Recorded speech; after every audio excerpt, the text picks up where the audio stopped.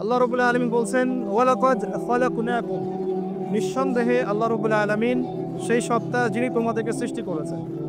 সুম্মা সাওয়ারনাকুম, এরপর তোমাদেরকে আকৃতি দান করেছেন, সুন্দর অবয়ব কাঠামো দান করেছেন, দৈহিক কাঠামো। সুম্মা কুলনা লিল মালাইকাতি ইসজুদু লিআদম, এরপরে আল্লাহ রাব্বুল আলামিন সমস্ত ফেরেশতাদেরকে বলেছেন যে তোমরা আদমকে সিজদা করো। আর সূরা বাকারার মধ্যে আছে আল্লাহ পাক সৃষ্টি করার পরে আদম আলাইহিস সালামকে নাম শিক্ষা দিয়েছেন, অর্থাৎ জ্ঞান শিক্ষা দিয়েছেন, এবং এমন জ্ঞান শিক্ষা দিয়েছেন যেই জ্ঞান ফেরেশতারাও জানতেন না। আল্লাহ পাক ফেরেশতাদেরকে বলেছিলেন যে তোমরা এই নামগুলো বলে দাও দেখি, যদি তোমরা সত্যবাদী হয়ে থাকো। ফেরেশতারা এই নামগুলো বলতে পারেননি। তারা বলেছিলেন লা ইলমা লানা ইল্লা মা আল্লামতানা, আপনি আমাদেরকে যা শিখিয়েছেন এর বাইরে আমাদের কোনো জ্ঞান নেই। এরপর আল্লাহ পাক আদম আলাইহিস সালামকে বলেছেন আদম তুমি নামগুলো বলে দাও দেখি। এরপর আদম আলাইহিস সালাম সুন্দর করে সব নামগুলো বলে দিয়েছেন, কারণ আল্লাহ পাক তাকে সেই জ্ঞান শিক্ষা দিয়েছিলেন।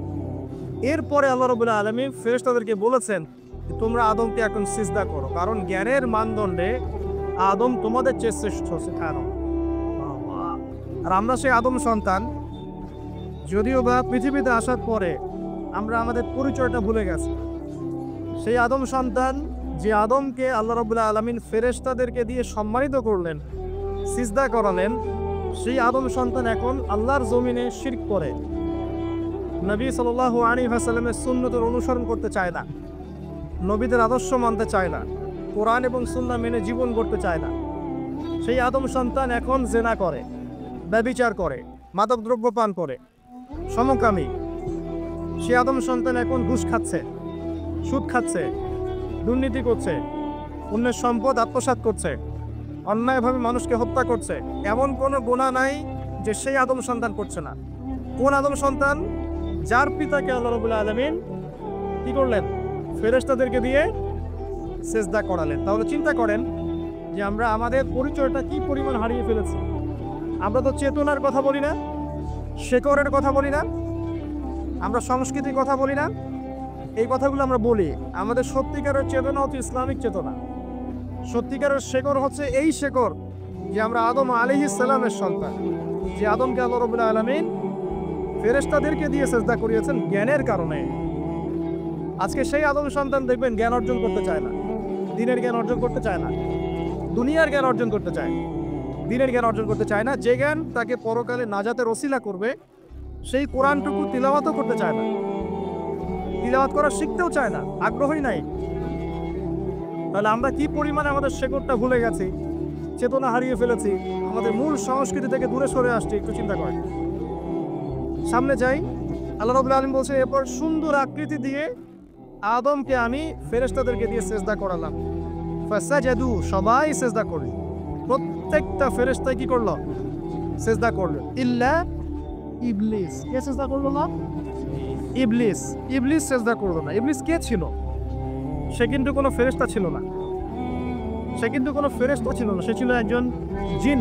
কানা মিনাল জিন্নি, সূরা কাহফে আল্লাহ পাক বলেছেন কানা মিনাল জিন্নি, সে জিনদের একজন ছিল। ঠিক আছে? সে আল্লাহ রাব্বুল আলামিনের এত বেশি ইবাদত করেছিল যে আল্লাহ রাব্বুল আলামিন তাকে এক পর্যায়ে ফেরেশতাদের উপরে একটা দায়িত্বশীল বানিয়ে দিয়েছিলেন। ঠিক আছে? তো কিন্তু তার মনের ভিতরে একটা কিবর বা অহংকার ছিল, যে অহংকারের কারণে সে কিন্তু আল্লাহ পাকের এই নির্দেশটা পালন করলো না, লঙ্ঘন করলো। আমরা সামনে যাই। লাম ইয়াকুম মিনাস সাজিদিন, আল্লাহ পাক বলছেন সে সিজদাকারীদের অন্তর্ভুক্ত ছিল না। কে? ইবলিস। আচ্ছা, ক্বালা, আল্লাহ পাক এবার বলছেন মা মানাআকা আল্লা তাসজুদা ইয আমারতুক, আল্লাহ পাক বলছেন হে ইবলিস, কিসে তোমাকে নিষেধ করলো, কে তোমাকে বারণ করলো আদমকে সিজদা করতে, যাকে আমি সিজদা করার আদেশ করেছি? কি জন্য করলে না? সোজা কথায় তুমি কি জন্য সিজদা করলে না আদমকে? মা মানাআকা, তোমাকে কে বারণ করলো? এবার ইবলিস তার দলিল পেশ করছে। সে বলছে যে ক্বালা আনা খায়রুম মিন, সে বলল আমি আদমের চাইতে উত্তম। আসসালাতু খায়রুম মিনান নাওম, এটা জানেন না? ঘুমের চেয়ে নামাজ উত্তম। ঠিক এভাবেই সে ইবলিস বলছে কি আনা খায়রুম মিন, আমি তার চেয়ে উত্তম। কি কারণে উত্তম? খালাকতানি মিন নার ওয়া খালাকতাহু মিন তিন। হে আল্লাহ, আপনি আমাকে সৃষ্টি করেছেন আগুন দিয়ে। জিনদেরকে কি দিয়ে সৃষ্টি করা হয়েছে? আগুন দিয়ে। ফেরেশতাদেরকে কি দিয়ে? নূর দিয়ে। তাহলে এখানে প্রমাণ হলো যে ইবলিস কিন্তু ফেরেশতা নয়। আমাকে সৃষ্টি করেছেন আগুন দিয়ে। ওয়া খালাকতাহু মিন তিন, এবং আদমকে সৃষ্টি করেছেন তিন মানে কাদামাটি দিয়ে। তার মানে আগুন কাদামাটির চেয়ে সুপিরিয়র, বেশি মর্যাদা সম্পন্ন। ওর মানে কে আছে আর কি, এই কারণে সে সিজদা করল না। এবার আল্লাহ রাব্বুল আলামিন বলছেন ক্বালা ফাহবিত মিনহা, ইবলিস এখান থেকে নেমে যাও। এটা কোন জায়গা? একদম মহাকাশের উপরে না, নাকি পৃথিবীতে? এটা 7 আসমানের উপরের ঘটনা। ইতিহাস শুরু হয়েছে মহাবিশ্বে। মানুষের অস্তিত্ব ছিল না, এমন একটা সময় চলে গেছে। মহাবিশ্বে কোটি কোটি বছর চলে গেছে যখন মানুষ বলতে কিছু ছিল না। ছিল না। অনেক পরে মানুষকে সৃষ্টি করা হয়েছে। এখন দুনিয়াতে মানুষের চলাচল দেখলে মনে হয় মহাবিশ্বে সে একাই আছে, আর কেউ নাই, তাই না? আচ্ছা, এটা দলিল কোরআনে আছে। সূরা দাহার 1 নম্বর আয়াত পড়ে দেখবেন, হাল আতা আলাল ইনসান হাইনুম মিনাদ দাহরি লাম ইয়াকুন শাইআম মাযকুরা। আল্লাহ পাক বলছেন মানুষের উপরে এমন সময় চলে গেছে যে মানুষ কোনো আলোচ্য বিষয় ছিল, উল্লেখযোগ্য কোনো বিষয় ছিল না। তো সভ্যতার শুরুর ঘটনা হচ্ছে এটা, মানে মানব সভ্যতার একদম শুরুর শেকড়ের ঘটনা হচ্ছে এটা। একদম শুরুর চেতনা, শুরুর সংস্কৃতি শুরু হচ্ছে এখান থেকে। এবার ইবলিস বলছে আমি সিজদা করব না, বিকজ আমি তার চেয়ে সুপিরিয়র। আপনি তাকে সৃষ্টি করেছেন মাটি দিয়ে, আমাকে সৃষ্টি করেছেন আগুন দিয়ে, আমি তাকে সিজদা করব না। সে আল্লাহ পাকের আদেশ লঙ্ঘনই করলো না, বরং আল্লাহকে উল্টা একটা যুক্তি দেখালো যে আপনি ভুল, আমি ঠিক। নাউজুবিল্লাহ, আপনি আমাকে আদমকে সিজদা করতে বলছেন, এটাই ভুল, বরং উচিত হচ্ছে ও আমাকে সিজদা করবে। নাউজুবিল্লাহ। তো সে কিন্তু আবা ওয়াস্তাকবার, সে উদ্ধত হলো এবং অহংকারও প্রদর্শন করলো। আল্লাহ পাক বলেন ক্বালা ফাহবিত মিনহা, এখন এখান থেকে নেমে যাও। এই জান্নাতি বলেন আর ওই ঊর্ধ্ব জগতই বলেন, সেখান থেকে তোমরা নেমে যাও, তুমি নেমে যাও। মা ইয়াকুলু লাকা আন তাতাকাব্বারা ফিহা, এখানে দাঁড়িয়ে তুমি অহংকার করবে এই অধিকার তোমাকে দেয়া হয় নাই। সোজা কথা, আল্লাহ পাক বলছেন এখানে দাঁড়িয়ে তুমি অহংকার করবে এই অধিকার তোমাকে দেয়া হয় না। আল্লাহ পাক অহংকারীকে পছন্দ করেন। অহংকারীদেরকে আল্লাহ পাক কিয়ামতের মাঠে পিঁপড়ার মতো উঠাবেন। তাদের আকৃতি মানুষের সমানও হবে না, ছোট ছোট কালো পিঁপড়ার মতো হবে, এবং অন্ধকার ওদেরকে ঢেকে নিবে। তো আমাদের মনে যাদের অহংকার আছে, আল্লাহর রাস্তা অহংকার ছেড়ে দেয়। অহংকার ইলমেরও থাকতে পারে। একজনের অনেক বড় ইলমি ডিগ্রি সার্টিফিকেট আছে, অমুক ফারেক অমুক মুহাদ্দিস অমুক মুফাসসির, ডাবল ডিগ্রি, এটার অহংকার থাকতে পারে, ঠিক আছে? আবার অনেকের টাকা পয়সার অহংকার থাকে, অনেকের ক্ষমতার অহংকার থাকে, আবার এখনকার মেয়েদের সৌন্দর্যের অহংকার থাকে না? এক এক মানুষের এক একটা অহংকার। অহংকারের ডেফিনেশনটা কি? একজন সাহাবী নবী সাল্লাল্লাহু আলাইহি ওয়াসাল্লামকে বলছেন, ইয়া রাসূলুল্লাহ, আমি পছন্দ করি আমার গায়ের পোশাকটা সুন্দর হোক, আমার জুতা সুন্দর হোক, ঠিক আছে, আমার সুগন্ধি ভালো হোক, দামি হোক। এটা কি অহংকারের পরিচয়? নবী সাল্লাল্লাহু আলাইহি ওয়াসাল্লাম বলেছেন না, এটা অহংকারের পরিচয় নয়। বরং অহংকারের পরিচয় হচ্ছে অন্য মানুষকে তুচ্ছ তাচ্ছিল্য করা, এক, আর দুই হচ্ছে সত্যকে প্রত্যাখ্যান করা। মনে থাকবে অহংকারের সংজ্ঞা কি? এক, অন্য মানুষকে তুচ্ছ তাচ্ছিল্য করা, আর দুই, সত্যকে প্রত্যাখ্যান করা। এখন সত্য কি? আইনস্টাইনের থিওরি সত্য, নাকি পিথাগোরাসের উপপাদ্যই সত্য, নাকি আমাদের পশ্চিমারা যে সেকুলারিজম, কমিউনিজম, ডেমোক্রেসি ইত্যাদি ইত্যাদি, ন্যাশনালিজম এগুলো দিয়ে দিয়েছে মতবাদগুলো, এগুলি চূড়ান্ত সত্য? সায়েন্সই কি চূড়ান্ত সত্য? চূড়ান্ত সত্যটা কি আসলে? এক কথায় সূরা কাহফের 29 নম্বর আয়াতে সত্যের সংজ্ঞা আছে। কত নম্বর আয়াতে? সূরা কাহফের 29 নম্বর আয়াতে আল্লাহ পাক বলেন ওয়াকুলিল হাক্কু মির রাব্বিকুম, নবী আপনি বলে দিন সত্য সেটাই, ন্যায় অন্যায়ের চূড়ান্ত মানদণ্ড সেটাই, হক বাতিলের চূড়ান্ত মানদণ্ড সেটাই। কোনটা? যেটা তোমার রবের পক্ষ থেকে নাজিল হয়েছে। আমাকে বলেন যে রবের পক্ষ থেকে কি নাজিল হয়েছে? একসময় তাওরাত নাজিল হয়েছিল না? ওটাই হক ছিল। ওই সময় কি ছিল? সেটাই হক ছিল। জাবুর ওই সময় কি ছিল? হক। ইনজিল ওই সময়ের হক ছিল। এখন কি আছে আমাদের কাছে? কোরআন, এবং এর ব্যাখ্যা হচ্ছে হাদিস। কিয়ামত পর্যন্ত কি অন্য কোনো শরীয়ত আসবে? অন্য কোনো নবী আসবে? কেউ যদি বলে যে অমুকে নবী হবে, সে কি মুসলিম না কাফের তাহলে? কোনো সন্দেহ আছে?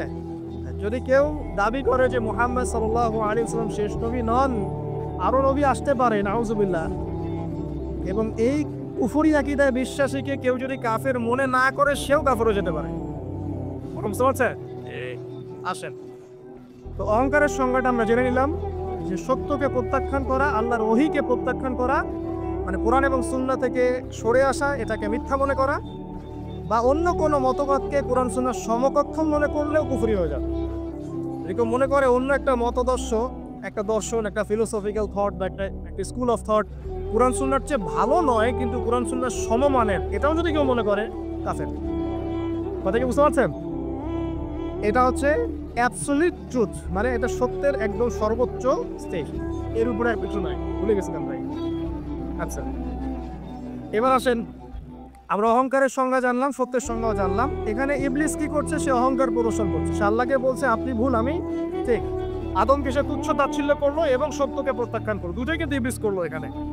আসেন, আল্লাহ পাক বলছেন ফাখরুজ, এখান থেকে বের হয়ে যাও হতবাক। ফাখরুজ মানে উখরুজ মানে বের হও, অতএব ফাখরুজ, এখান থেকে বের হয়ে যাও। ইন্নাকা মিনাস সাবিরিন, তোমার অহংকার করার কোনো সুযোগ নেই এখানে, তুমি তো ছোট পুত্র। ইন্নাকা মিনাস সাবিরিন, সাগীর মানে কি? তুমি এখান থেকে, তুমি বের হয়ে যাও এখান থেকে, তুমি একজন ক্ষুদ্র সত্তা, তোমার এখানে অহংকার করার কিছু নাই। কলা, এবার ইবলিস বলছে, এই জায়গাগুলো খুব ভালো করে শোনেন, আমাদের লেকচারের আসল জায়গায় কিন্তু যাবে ওই দিক। যদি আড়াইটা পর্যন্ত লেকচার দিই কোনো সমস্যা আছে? আচ্ছা, তাহলে বসে থাকেন, খাওয়া দাওয়া করে আসছেন তো? আচ্ছা, কলা, এবার ইবলিস বলছে আনজিরনি, শোনেন, ইবলিস বলছে আনজিরনি, হে আল্লাহ আমাকে অবকাশ দিন। কি বলছে? আমাকে অবকাশ দিন। ইলা ইয়াউমি ইউবআসুন, যেই দিন আপনি কিয়ামত ঘটাবেন, যেই দিন সবাইকে পুনরুত্থিত করবেন, ওই দিন পর্যন্ত আমাকে অবকাশ দিন। সূরা বাকারায় আছে, অন্য সূরা আছে, রব্বি আনজিরনি ইলা ইয়াউমি ইউবআসুন। ইবলিস বলছে হে আমার রব। কি বলছে ইবলিস? হে আমার রব। ইবলিস কি তাহলে আস্তিক না নাস্তিক? কথা বলেন, ইবলিস কি আস্তিক না নাস্তিক? আস্তিক। ইবলিস বলছে যে ইয়া রব্বি, রব্বি হে আমার রব, হে আমার প্রতিপালক। আল্লাহকে ইবলিস বলছে হে আমার প্রতিপালক, আনজিরনি আমাকে অবকাশ দিন, ইলা ইয়াউমি ইউবআসুন, কিয়ামত দিবস পর্যন্ত, বা যেদিন আপনি পুরো মানব জাতিকে উঠাবেন কবর থেকে, আবার ওই দিন পর্যন্ত আমাকে অবকাশ দিন। তার মানে কিয়ামত যে হবে এটা নতুন করে লেখা হয় নাই, সভ্যতায় হিস্ট্রির শুরু থেকে কিয়ামত ছিল। কথা বুঝতে পারছেন? ফেরেশতারাও জানতেন যে একদিন মহাবিশ্ব ধ্বংস হয়ে যাবে। যখন পৃথিবীতে মানুষকে পাঠানো হয়নি তার আগেই ফেরেশতারা জানতেন, আল্লাহ পাকের ইলমে ছিল এবং তিনি এটা ফয়সালা করে দিয়েছিলেন যে একদিন এই পুরো মহাবিশ্বই ধ্বংস হয়ে যাবে। ইবলিস আগে থেকে জানতো যে কিয়ামত হবে, এই জন্য সে বলছে আমাকে কিয়ামত পর্যন্ত অবকাশ দিন। আল্লাহ পাক এবার কি বলছেন দেখেন, ইবলিস আল্লাহর কাছে চাইলো, আল্লাহ পাক তাও তাকে ফেরত দিলেন না। আর আমরা আল্লাহর কাছে চাইতে এখন হতাশা হয়ে যায় না, দোয়া করতে থাকে আর বলি যে আমার দোয়া তো কবুল হচ্ছে না। আর ইবলিস একটা জিনিস চাইলো, আল্লাহ পাক বললেন ক্বালা ইন্নাকা মিনাল মুনজারিন, যাও তুমি অবকাশপ্রাপ্তদের একজন, তোমাকে অবকাশ দেয়া হলো। এক কথায় তোমার দোয়া কবুল করা হয়েছে, তোমার অবকাশ তোমাকে দেয়া হলো, কারণ আল্লাহ পাক এটা পরীক্ষা করবেন ইবলিসকে দিয়ে, মানব জাতিকে। ক্বালা, এবার ইবলিসের চ্যালেঞ্জ শোনেন, এটাই আমাদের আজকের লেকচারের মূল পয়েন্ট। এই জায়গা থেকে ইবলিস চ্যালেঞ্জ করছে। কি চ্যালেঞ্জ করছে? ফাবিমা আগওয়াইতানি, হে আল্লাহ আপনি যে কারণে আমাকে বিচ্যুত করলেন, আমি আমার যে কৃতকর্মের কারণে আপনার রহমত থেকে বঞ্চিত হয়ে গেলাম, ঠিক আছে, লাআকুদান্না লাহুম সিরাতাকাল মুস্তাকিম, আমি সেই আদমের এবং আদমের সন্তানের সরল পথে ওত পেতে বসে থাকব। কথাটা ভালো করে বোঝা। ইবলিস চ্যালেঞ্জ করলো কাকে? আল্লাহকে, যে কারণে আল্লাহ আপনি আমাকে বহিষ্কার করলেন, এখন আমি কি করব? আমি এই আদম সন্তানের সরল পথে, আপনাকে পাওয়ার এই পথে, পথের আনাচে কানাচে আমি ওত পেতে বসে থাকব। কি জন্য বসে থাকব? যাতে করে আমি আদম সন্তানকে বিচ্যুত করতে পারি। শুধু তাই নয়, সে আরো বলছে সুম্মা লাআতিয়ান্নাহুম, আমি শুধু বসেই থাকবো না, আমি আদম সন্তানের কাছে আসব। মিন বাইনি আইদিহিম, তার সামন থেকে আসবো, ওয়া মিন খালফিহিম, আদম সন্তানের পিছন থেকে আসবো, ওয়া আন আইমানিহিম, তার ডান দিক থেকে আসবো, ওয়া আন শামাইলিহিম, তার বাম দিক থেকে আসবো, ওয়া লা তাজিদু আকসারাহুম শাকিরিন। আল্লাহ পাক আপনি তাদের বেশিরভাগকেই শুকরগুজার পাবেন না। কথা কি ক্লিয়ার? না কোনো সমস্যা? ইবলিস কি চ্যালেঞ্জ করলো? আমি শুধু বসেই থাকবো না, ডান দিক থেকে আসবো, বাম দিক থেকে আসবো, সামন থেকে আসবো, পিছন থেকে আসবো, আমি আদম সন্তানকে পথভ্রষ্ট করেই ছাড়বো। আপনি আদম সন্তানের বেশিরভাগকে পথভ্রষ্ট পাবেন। ইবলিসের কথার কি বাস্তব প্রতিফলন দেখা যায় এখন সমাজে? বেশিরভাগ মানুষ নামাজ পড়ে না, বেশিরভাগ মানুষ সুদ খায় না, বেশিরভাগ যুব সমাজ জেনা করতেছে না, বেশিরভাগ লোক মাদক খাচ্ছে না। পৃথিবীর কোনো জায়গায় আল্লাহর বিধান আছে কি নাই? দুই একটা জায়গায় আছে আই ওয়াশ, শোডাউন।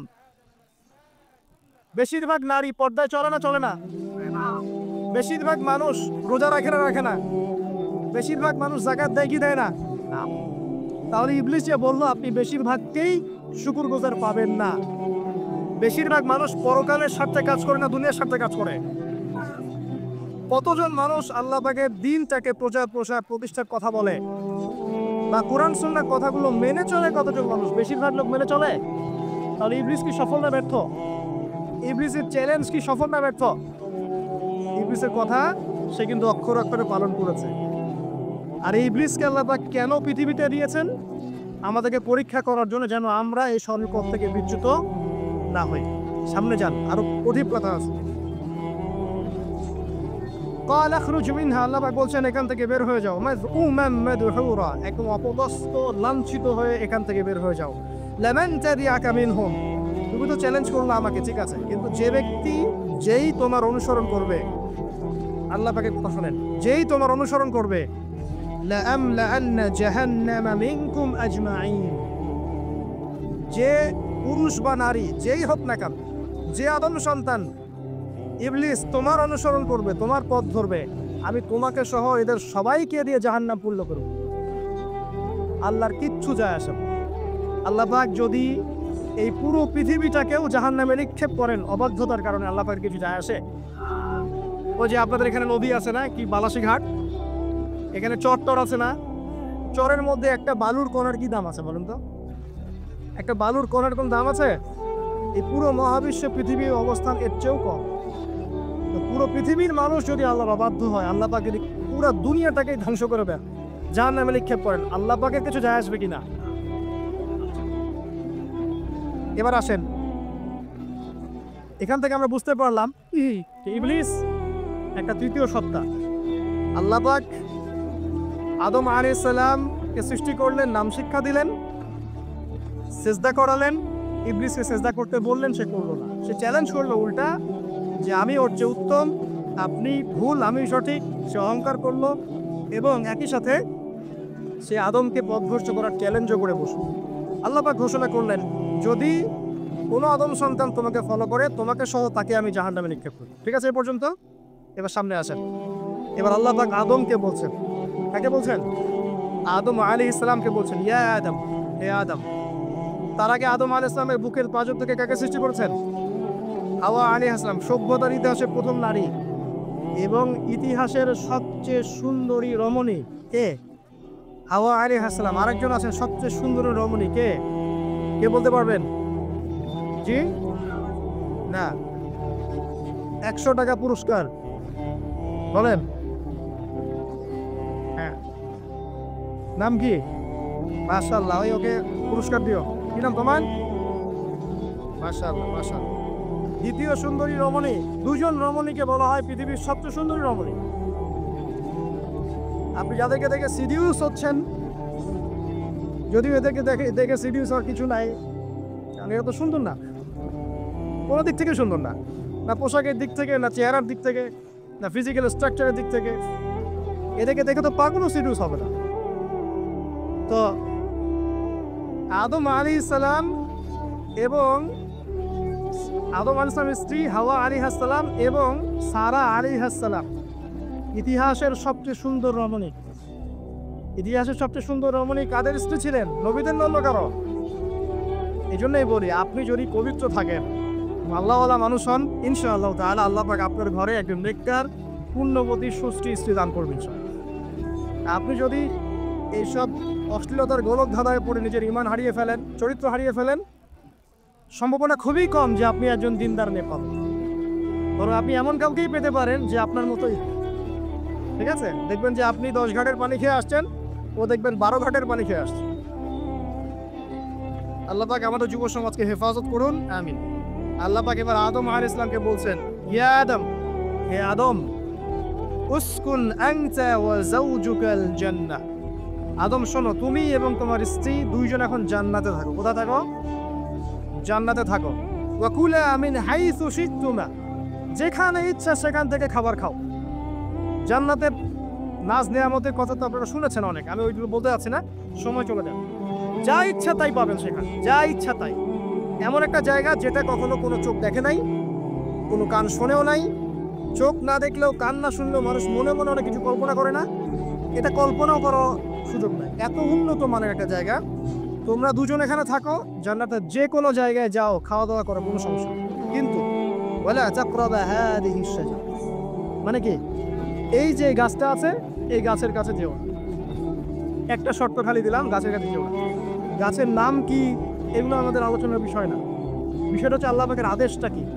গাছটা আম গাছ হতে পারে, জাম গাছ হতে পারে, কদু গাছ হতে পারে, যে কোনো গাছ হতে পারে, এটা নিয়ে আমাদের কোনো মাথা ব্যথা নাই। মাথা ব্যথা হচ্ছে আল্লাহ পাকের আদেশ, এই গাছের কাছে যেও না, বাস যেও। আচ্ছা, ফাতাকুনা মিনাজ জালিমিন, যদি চলে যাও তোমরা দুজন এখানে, তাহলে তোমরা দুজন কিন্তু জালেম হয়ে যাবে। আল্লাহ পাকের হুকুম অবাধ্য করলে মানুষ কি হয়ে যায়? জালেম হয়। এই জন্য আমরা দোয়ায় বলি, আল্লাহুম্মা ইন্নী যালামতু নাফসি, বলি না? হে আল্লাহ, আমি আমার নফসের উপর জুলুম করেছি। রব্বানা যালামনা আনফুসানা, বলি না? আল্লাহ, আমরা আমাদের উপর জুলুম করেছি। তো আমরা যখন পাপ করি মানে আমরা জুলুম করে ফেলেছি। তো তোমরা দুজন এই গাছের কাছে যেও না, যদি যাও তাহলে জুলুম করে ফেলবে এবং জালেম হয়ে যাবে। এবার ইবলিস তো আর বসে নাই, সে তো চ্যালেঞ্জ করেছে, করে নাই? আচ্ছা, এবার ইবলিস কি করছে? ফাওয়াসওয়াসা লাহুমা শাইতান, এবং ইবলিস এবার এদের দুজনকে ওয়াসওয়াসা প্রদান করতে শুরু করলো। ইবলিস কি করলো? ওয়াসওয়াসা প্রদান করতে শুরু করলো। ওয়াসওয়াসাটা এমন ছিল যে, হাল আদুল্লুকা আলা শাজারাতিল খুলদি ওয়া মুলকিন লা ইয়াবলা। ইবলিস এসে আদম এবং হাওয়া আলাইহিস সালাম তাদেরকে উস্কে দিতে লাগলো যে, আমি কি তোমাদেরকে এমন কোনো গাছের কথা বলবো যেই গাছের ফল খেলে তোমরা চিরস্থায়ী হয়ে যাবে, কখনো মরবে না, এবং এমন রাজত্ব পাবে যে রাজত্বের কোনো ক্ষয় নাই। ইবলিসের টোপটা কি দেখলেন?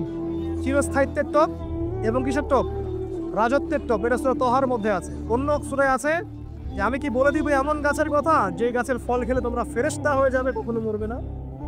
তাহলে চিরস্থায়িত্বের টোপ এবং এই যে কিসের রাজত্বের এই যে টোপ, এই দুইটা হচ্ছে মানুষকে আল্লাহর পথ থেকে ডিসিভ করার একটা মানদণ্ড। কথা বুঝতে পারছেন? এই পৃথিবীতে যত মানুষ পথভ্রষ্ট হয়ে গেছে জন্য হয়েছে অনেকেই, আর অনেকে চিরস্থায়িত্বের জন্য হয়েছে। ফেরাউন নমরুদ চিরস্থায়িত্বের লোভে পড়ে পথভ্রষ্ট হয়নি? আর ওই সময় থেকে শুরু করে এখনকার বিশ্বে যারা ক্ষমতাধর, এরা কি ক্ষমতার দাপটে পথভ্রষ্ট হচ্ছে না? এই দুটো হচ্ছে মানুষকে পথভ্রষ্ট করার মাধ্যম। ইবলিস খুব ভালো করেই জানতো। একটা কথা বলি নাই, যখন আদম আলাইহিস সালামকে তৈরি করে রাখা হয়েছে, সৃষ্টি করে রাখা হয়েছে, ইবলিস এর চারপাশে রাউন্ড দিচ্ছিল, তাওয়াফ করছিল, তাওয়াফ। এবং মানব শরীরের এবং মানব মস্তিষ্কের, মননের দুর্বল পয়েন্টগুলো সে ফাইন্ড আউট করছিল। কারণ সে কিন্তু অনেক জ্ঞানী ছিল, সে কিন্তু প্রচণ্ড জ্ঞানী ছিল।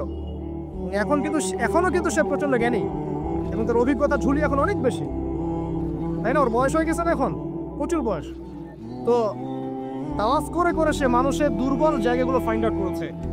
একটা হচ্ছে পেট, একটা প্রবৃত্তি, একটা হচ্ছে নারীর প্রতি আসক্তি, ঠিক আছে, একটা ক্ষমতার লোভ, একটা চিরস্থায়িত্বের লোভ। এগুলো হচ্ছে মানুষের দুর্বল জায়গা। ইবলিস এগুলো ফাইন্ড আউট করে ওইভাবে চাল দিয়েছে। কথা বুঝতে পারছেন? একটু খেয়াল করে দেখেন, এখনকার বিশ্বে যত অন্যায় হচ্ছে, ম্যাক্সিমাম পাপ হচ্ছে পেটের কারণে। পেট। সুদ খায় কেন? পেটের কারণে। ঘুষ খায় কেন? পেটের কারণে। ইভেন যে এখন জেনা করছে, ওদেরকে তো এখন যৌনকর্মী বলতে হয়, তাই না? সম্মান দিয়ে কথা বলতে হয়। তো যৌনকর্মী যারা, তারাও দেখবেন পেটের কারণেই করছে, পেটের কারণে। তারপর দেখবেন মানুষের সম্পদ আত্মসাৎ, ও যে ছেলে মেয়ে বাল বাচ্চার জন্য। পেট মানে মূল জিনিসটা কি? পেট। এবং চিরস্থায়িত্ব, ক্ষমতার দাপট আর প্রবৃত্তির দাসত্ব, এগুলো হচ্ছে মানুষের সবচেয়ে দুর্বল পয়েন্ট। দেখবেন ম্যাক্সিমাম পাপ হচ্ছে মেয়েদের কারণে। মেয়েদের কারণে না, মেয়ের পিছনে। মেয়ের পিছনে আপনি চলে গেছেন, এখানে আত্মহত্যা করছে কেউ, কেউ এখানে আপনার জেনা করছে, কেউ ধর্ষণ করছে, কেউ পরকে লিপ্ত হচ্ছে, মানে মেয়েরই কোনো পাপ। ওই যে বলে না, দুইটা পাপ যাকে পেয়ে গেছে তার লাইফটা ক্র্যাশড। একটা হচ্ছে মেয়ে, একটা হচ্ছে টাকা। অর্থ সম্পদের লালসা যার মধ্যে পেয়ে বসেছে, এর জীবন শেষ। আর যার মেয়ের নেশা আছে, মেয়ের নেশা যার মধ্যে আছে, এর জীবন শেষ। একে আপনি হেদায়েতের পথে আনতে পারবেন না ইল্লা মাশাআল্লাহ, আল্লাহ পাক যদি না চান। আসেন, আর ইবলিস তাওয়াফ করছিল এবং সে কিন্তু টোপ দিল, চিরস্থায়িত্বের টোপ দিল। এবং কিসের টোপ দিল? ফেরেশতা হয়ে যাবে, অমর হয়ে যাবে। এবার আমাদের পিতামাতা আদম এবং হাওয়া আলাইহিস সালাম তারা কিন্তু ফল খেয়ে ফেললেন। আর এটা এমন নয় একবার ওয়াসওয়াসা দিয়েছে বাস খেয়ে ফেলেছেন, এমন নয়, কন্টিনিউয়াসলি সেই কাজটা করেছে। একটা মানুষ যখন জেনা করে, ইবলিস কি একবার এসে বললেই কেউ জেনা করে ফেলে? আস্তে আস্তে কিন্তু মানুষ জেনার পথে যায়। ওই যে প্রথমে একদিন, অনেক দিন একটা লেকচার দিয়েছিলাম না, প্রথমে গার্লফ্রেন্ড বয়ফ্রেন্ড একটা সম্পর্ক হয়, তাই না? তারপর কথাবার্তা হয়, মোবাইল ফোন এক্সচেঞ্জ করে, নোট এক্সচেঞ্জ করে, কফি খায়, আস্তে আস্তে ডেটিংয়ে যায়, পরে দেখবেন এক পর্যায়ে গিয়ে জানায় এভাবে। আর যারা ধর্ষক, এতে ডাইরেক্ট অ্যাকশন, এত সময় নাই, ডাইরেক্ট। তো ইবলিস প্রতিটা পাপ মানুষকে ধাপে ধাপে করায়। দেখবেন ইবলিস এখানেও কিন্তু আমাদের পিতামাতাকে ধাপে ধাপে ওইদিকে নিয়ে গিয়েছে। এবার আসেন, আমাদের পিতামাতা ফল খেয়ে ফেললেন, এই জায়গাটা খুব ভালো করে বোঝেন। এই ফল খাওয়াটা আল্লাহর অবাধ্যতা না। আল্লাহ পাক বলেছিলেন না যে জালেম হয়ে যাবে, আল্লাহ পাকের অবাধ্য বলেন। অবাধ্যতার ফলাফলটা কি হলো এবার শোনেন। আমরা সবাই জানি অবাধ্যতার ফলাফল কি, আল্লাহ পাক জান্নাত থেকে নামিয়ে দিয়েছেন, তাই তো? এর আগে আরেকটা ফলাফল হয়েছে। এই ফলাফলের সাথে আমাদের বর্তমান সময়কার যে ইস্যুটা চলছে, পোশাক, নারী, সংস্কৃতি, হাবিজাবি, হ্যাঁ, বেহায়াপনা, বেলাল্লাপনা, এই ইস্যুটা এখানে জড়িত। এটা আমারও বুঝতে এবং খুঁজে পেতে সময় লেগেছে। আমরা সবাই পড়েছি স্টুডেন্ট লাইফে, আদম এবং হাওয়া আলাইহিস সালাম আদেশ লঙ্ঘন করেছেন, সাথে সাথে আল্লাহ পাক জান্নাত থেকে কি করেছেন? নামিয়ে দিয়েছেন। ইবলিসকেও নামিয়ে দিয়েছেন, তারপরে হায়াত দিয়েছেন, এখানে পরীক্ষা করছে। এই তো এখানে আল্লাহ পাক দেখবেন আমাদের আমল কেমন, আমল ভালো হলে আবার জান্নাতে, খারাপ হলে আবার জান্নাত। কিন্তু এর আগেও একটা ঘটনা ঘটেছে। যে মুহূর্তে আমাদের পিতামাতা ফল খেয়েছেন গাছের কাছে গিয়েছেন, আল্লাহ পাকের আদেশটা লঙ্ঘন করেছেন, সাথে সাথে তাদের গায়ের পোশাকটা খুলে পড়ে গেছে। আমি বুঝাতে পারি নাই, পুরো মহাবিশ্বের প্রথম লজ্জা, প্রথম অপমান, প্রথম শাস্তি, ঠিক আছে, আল্লাহর অবাধ্যতার প্রথম পরিণাম, লজ্জাহীনভাবে গা থেকে কাপড় খসে পড়ে যাওয়া, ন্যাংটা হয়ে যাওয়া, ন্যাংটা। বাংলা ভাষায় বুঝতে পারছেন? প্রথম শাস্তি, প্রথম অবাধ্যতা এবং প্রথম অবাধ্যতার পরিণতি পুরো মহাবিশ্বে সভ্যতার শুরু থেকে শেষ পর্যন্ত প্রথম অ্যাক্সিডেন্ট, বা এই যে আমরা বলছি পরিণতি, পাপের পরিণতি, অবাধ্যতার পরিণতি, সেটা হলো গা থেকে কাপড় খুলে যাও। এই কথা আল্লাহ পাক বলছেন এখানে, লিইউবদিয়া লাহুমা মা উরিয়া আনহুমা মিন সাওয়াতিহিমা। ইবলিস তোমাদের পিতামাতাকে এই গাছের কাছে নিয়ে গিয়ে ফল খাইয়ে তাদের গা থেকে পোশাক খুলে ফেলে দিয়েছে। এবার কি বুঝতে পারছেন ইবলিস এখন বিশ্বে কি করছে? ইবলিস সেম কাজটা করছে আমাদের সাথে, আমাদের গা থেকে তারা পোশাক খুলে ফেলে দিচ্ছে। সভ্যতার শুরুর পাপ বলছি না আমরা, এটা আসলে ভুল। সভ্যতার শুরুতে আদম এবং হাওয়া আলাইহিস সালাম যে ভুলটা করেছেন, তার যে পরিণতি হয়েছে সেটা এটা ছিল না যে জান্নাত থেকে পৃথিবীতে নামিয়ে দেয়া, বরং পরিণতি এটা ছিল তাদের গা থেকে প্রথম কাপড় খুলে গেছে, তারা নগ্ন হয়ে গেছেন। ইবলিস সর্বপ্রথম আমাদের বাবা মাকে নগ্ন করেছে প্রলোভন দিয়ে, ক্ষমতার প্রলোভন, চিরস্থায়িত্বের প্রলোভন দিয়ে। আজকের বিশ্বেও কি ইবলিসের দোসররা সেম কাজটা করছে না? আজকের বিশ্বেও কি ইবলিসের মানুষরূপী দোসরগুলা সেম কাজটাই করছে না? সেম কাজটা করছে, আমাদের গা থেকে ওরা পোশাক খুলে ফেলছে, এরপর আল্লাহ পাক জান্নাত থেকে নামিয়ে দিয়েছে। আগে কিন্তু এটা হয়নি, আগে পোশাক খুলেছে। এরপর কি হচ্ছে জানেন? শোনেন, আল্লাহ পাক ওয়াকালা মা নাহাকুমা রাব্বুকুমা আন হাদিহি আশ-শাজারা ইল্লা আন তাকুনা মালাকাইন আও তাকুনা মিনাল খালিদিন। ইবলিস বলছিল যে তোমাদের রব তোমাদেরকে এই গাছের কাছে যেতে নিষেধ করেছে এই কারণে যে তোমরা এখানে গেলে মালাক হয়ে যাবে এবং চিরস্থায়ী হয়ে যাবে। ওয়াকাসামাহুমা ইন্নী লাকুমা লামিনান নাসিহিন। ইবলিস বলছিল যে আমি আল্লাহর কসম করে বলছি আমি তোমাদের শুভাকাঙ্ক্ষী। ফাদাল্লাহুমা বিগুরুর, ওদেরকে তারা পথভ্রষ্ট করলো, ইবলিস তাদেরকে পথভ্রষ্ট করলো। ফালাম্মা যাকাশ শাজারা, যখন তারা গাছের কাছে গেলেন, বাদাত লাহুমা সাওআতুহুমা, তাদের লজ্জাস্থানটা উন্মুক্ত হয়ে গেল, কাপড় খুলে পড়ে গেল। এটাই বলতে যাচ্ছিলাম। ওয়া তাফিকা ইয়াখসিফানি আলাইহিমা মিন ওয়ারাকিল জান্নাহ, এবং আদম এবং হাওয়া আলাইহিমা সালাম জান্নাতের গাছের পাতা ছিঁড়তে লাগলেন এবং সেই পাতা দিয়ে লজ্জাস্থান ঢাকতে লাগলেন। আপনার বাবা আপনার মাকে যদি কেউ রাস্তায় নগ্ন করে ফেলে, আপনার কেমন লাগবে? আপনি কি করবেন তার ইজ্জত সম্মান বাঁচানোর জন্য? আমাদের পিতা মাতাকে ইবলিস জান্নাতে নগ্ন করে দিয়েছিল, এবং আমাদের পিতা মাতা জান্নাতের পাতাগুলো ছিঁড়ে ছিঁড়ে লজ্জাস্থানকে আবৃত করতে শুরু করে। ওয়ানাদাহুমা রাব্বুহুমা, এবং আল্লাহ পাক বলছেন, এবার আল্লাহ পাক তাদের দুজনকে ডাকলেন, ডেকে বলে, আলাম আনহাকুমা আন তিলকুমা শাজারা, হে আদম এবং হাওয়া, তোমাদের দুজনকে কি আমি বলি নাই যে এই গাছের কাছে যাবে না? ওয়াকুল লাকুমা ইন্নাশ শাইতানা লাকুমা আদুউম মুবিন, আমি কি তোমাদেরকে বলি নাই নিশ্চয়ই শয়তান তোমাদের স্পষ্ট প্রকাশ্য শত্রু? কলা, এবার তারা তাদের ভুল বুঝতে পারলেন। আল্লাহ পাকের কত দয়া মানুষের প্রতি দেখেন। ইবলিসও আল্লাহর অবাধ্য ছিল, আল্লাহ পাক তাকে বহিষ্কার করে কাফের বানিয়ে দিয়েছেন, চিরস্থায়ী লানত করেছেন। আমাদের পিতা মাতাও ভুল করেছেন, বাট আল্লাহ পাক তাদেরকে চিরস্থায়ী জাহান্নামী করেন নাই। আল্লাহ পাক তাদেরকে দয়া পরবশ হয়ে ক্ষমা করে দিয়েছে। শুধু তাই নয়, আল্লাহ পাক এত মহব্বত করেন আদম সন্তানকে যে তওবা করার যে কালিমাটা, সেই কালিমাটাও আল্লাহ পাক আদম ও হাওয়াকে শিখিয়ে দিয়েছেন। সুবহানাল্লাহ। কোন কালিমা দিয়ে তওবা করবো, কি পড়বো, এটাও তারা বুঝতে পারছিলেন না। আল্লাহ পাক তখন শিখিয়ে দিয়েছেন। কালা, তারা বলল, রব্বানা, হে আমাদের প্রতিপালক, যালামনা আনফুসানা, আমরা আমাদের উপর জুলুম করেছি, নফসের উপরে, ওয়া ইল্লাম তাগফির লানা ওয়া তারহামনা লানাকুনান্না মিনাল খাসিরিন। এই দোয়াটা করলেন আমাদের পিতামাতা, আল্লাহ পাক মাফ করবেন। কিন্তু মাফ করার পরে আজ জান্নাতে থাকা হলো, এই পৃথিবীতে নামিয়ে দেওয়া। পৃথিবীতে নামিয়ে দেওয়ার পরে একটা হায়াত দেওয়া হলো, কারো 50, 60, 70, 100, 200, 500, 1000 ইত্যাদি, এবং আল্লাহর পক্ষ থেকে ঐশী গ্রন্থ পাঠানো হলো, কখনো তাওরাত, কখনো জাবুর, কখনো ইনজিল ইত্যাদি, কখনো কোরআন। শর্ত দেয়া হলো, যারা আল্লাহ পাকের এই ঐশী গ্রন্থগুলো মেনে চলবে, তারা ইনশাআল্লাহ আবার মৃত্যুর পর সেই জান্নাতে ফিরে যাবে যেখান থেকে তারা বহিষ্কৃত হয়েছে। আর যে বা যারাই আল্লাহ পাকের এই আয়াত, নিদর্শন এবং ঐশী গ্রন্থগুলোকে অস্বীকার করবে, এটাকে মিথ্যা প্রতিপন্ন করবে, আল্লাহ পাক এদের সবাইকে জাহান্নাম পূর্ণ করবে ইনশাআল্লাহ। আল্লাহ পাক এটাও বলেছেন যে আল্লাহ পাক ওয়ালাকাদ যারানা লিজাহান্নামা কাসীরাম মিনাল জিন্নি ওয়াল ইনস, আল্লাহ পাক বহু মানুষ আর জিনকে দিয়ে জাহান্নাম পূর্ণ করবেন। আর এই দুই জাতিকে পাঠানো হয়েছিল পৃথিবীতে শুধু আল্লাহর ইবাদত করার জন্য। ওয়া মা খালাকতুল জিন্না ওয়াল ইনসা ইল্লা লিয়াবুদুন, এরা সেটা করে নাই। এই কারণে আল্লাহ পাক হাদিসের মধ্যে জানিয়েছেন, প্রতি 1099 জন মানুষকে আল্লাহ পাক জাহান্নামে পাঠিয়ে দিবেন। তবে বেশিরভাগ জান্নাতি হবে এই উম্মতে মুহাম্মাদের মধ্যে। এবার শোনেন, আমাদের পিতামাতার এই পরিণতির পর আল্লাহ পাক যখন আমাদেরকে পৃথিবীতে পাঠালেন, আল্লাহ পাক আমাদেরকে নগ্ন করে পৃথিবীতে রাখেন নাই। সুবহানাল্লাহ।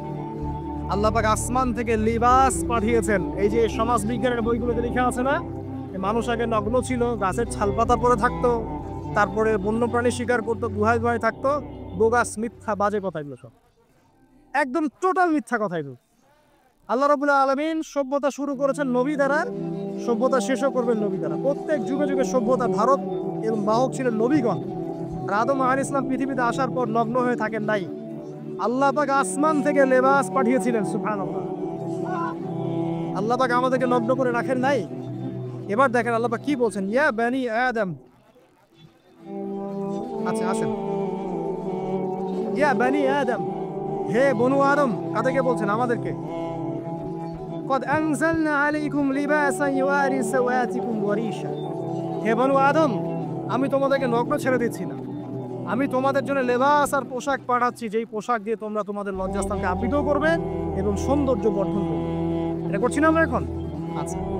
ওয়া লিবাসুত তাকওয়া যালিকা খায়র, আর তাকওয়ার লেবাস, তাকওয়ার পোশাকটা হচ্ছে সবচেয়ে উত্তম। যেমন দেখেন, আমাদের সতর কি এই নাভির উপর থেকে হাঁটুর নিচ পর্যন্ত না, তাই বলে কি আমরা সবাই এভাবেই ঘুরি? এটা সর্বনিম্ন একটা স্কেল, তাই না? এর উপর আপনি জুব্বা পরছেন, পাগড়ি পরছেন, টুপি পরছেন, বা আপনি হয়তো আরো ঢিলেঢালা কোনো পোশাক পরছেন, এই পোশাকটাকে বলা হচ্ছে তাকওয়ার পোশাক। ওয়া লিবাসুত তাকওয়া যালিকা খায়র, এটা আরো উত্তম। একজন মেয়ের, অনেক আলেম বলছেন যে চোখ, এই চোখটুকু ঢেকে বের করে দেখা যাবে, বলছে না? অনেকে বলেছেন কিনা? কিন্তু এটাও যদি কেউ সামনে জিলবাব দিয়ে ঢেকে রাখে তাহলে কি উত্তম নয়? পর্দার ক্ষেত্রে উত্তম নয়? তো লিবাসুত তাকওয়া যালিকা খায়র, তাকওয়ার যে পোশাক সেটা আরো উত্তম বেশি। নর্মালি তো পোশাক দিয়েছে, তাকওয়ার পোশাক সবচেয়ে উত্তম বেশি। আল্লাহ পাকের একটা সতর্কবাণী শোনেন এবার। যালিকা মিন আয়াতিল্লাহ, এই পোশাকটা আল্লাহ পাকের নিদর্শন। পোশাকটা কি? আল্লাহ পাকের নিদর্শন। লাআল্লাকুম ইয়াযাক্কারুন, যাতে করে তোমরা স্মরণ করতে পারো। কি স্মরণ করবো? ওই যে আমাদের পিতামাতাকে নগ্ন করে দিয়েছে ইবলিস, এটা মনে রাখতে পারো তোমরা, এটা আল্লাহ পাকের নিদর্শন। ইয়া বানি আদম, হে বনু আদম, লা ইয়াফতিনান্নাকুমুশ শাইতান। এবার শোনেন, আল্লাহ পাক আমাদেরকে বলছেন, হে বনু আদম, লা ইয়াফতিনান্নাকুমুশ শাইতান, শয়তান যেন আবার তোমাদেরকে ফিতনায় ফেলতে না পারে। পৃথিবীতে তোমরা থাকবে, শয়তানের বহু দোসর তোমাদের সামনে থাকবে, ডানে বামে, যে ডান থেকে আসবে, বাম থেকে আসবে, হ্যাঁ, সামন পিছন থেকে আসবে, মিডিয়ার মধ্যে দিয়ে তোমাদের ঘরে ঘরে ঢুকে যাবে শয়তানের দোসর। লা ইয়াফতিনান্নাকুমুশ শাইতান, শয়তানের দোসররা যেন তোমাদেরকে ফিতনায় ফেলতে না। কে বলছেন? আল্লাহ পাক বলছেন।